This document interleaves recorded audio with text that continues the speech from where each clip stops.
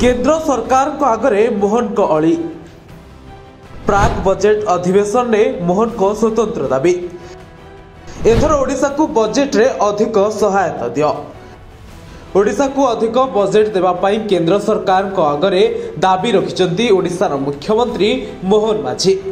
केंद्र सरकार प्रस्तुत करुवा 2025-26 बजेट रे ओडिशा को अधिक पुंजी निवेश अधिक सहायता देवाई केंद्र पाखरे दाबी रखिंट मुख्यमंत्री।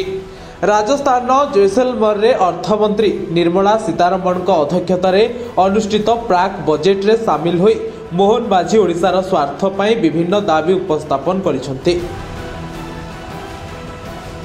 गोपालपुर और झारसुगुड़ा रे शिल्प टाउनशिप विकास करने लगी से स्वतंत्र दाबी उपस्थापन करिसेंति। सेभली शहरीकरण क्षेत्र में जातीय हार ठारू ढेर पछुआ अच्छी ओडिशार शहरीकरण। ओडिशार शहरीकरण उन्नतीकरण पर स्वतंत्र स्कीम कराई व्यापक शहरीकरण लगी पांठी देवाकू केंद्र आगे दाबी करिसेंति मोहन माझी। सेभली पर्यटन विकास पाई ओडिशा को पर्यटन क्षेत्र पाई स्वतंत्र 10,000 कोटी टंकार सहायता मागिछंती मोहन माझी। जल जीवन मिशन पाई दिया जायथिबा पांठी पर्याप्त नुहे से कथा मने पकाई दैछंती मुख्यमंत्री। मोहन माझी कहिछंती ग्रीष्म ऋतु पूर्व जल संकट दूर करबा पाई आ समस्त प्रकल्प समाप्त करबाकू अधिक पांठी दाबी दिया जाऊ। सेभली केंद्र पाखरे कहिसेंति जे आम उपरे ओडिशावासी आशा भरोसा बढ़िबारे लागिछि। 24 वर्षर शासन को भांगी ओडिशा रे प्रथम थर बीजेपी सरकार करिथिबारु ओडिशा लोकों आशा विश्वास बीजेपी सरकार उपरे अधिक अछि। तेणु सबु दिग उपरे यथेष्ट गुरुत्व देबाकू पड़िबो।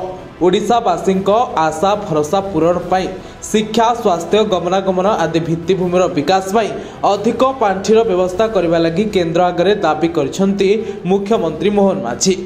राज्य को अधिक निवेश आगमन पाई शिल्प पार्क शिल्प कॉरिडोर विद्युत ग्रेड रेल भित्तिभूमि बंदर विमान बंदर आदि कार्य त्वरान्वित करने और या उपरे अधिक गुरुत्व देवाकू केंद्र आगे स्वतंत्र दाबी जणाइछंती ओडिशार मुख्यमंत्री मोहन माझी।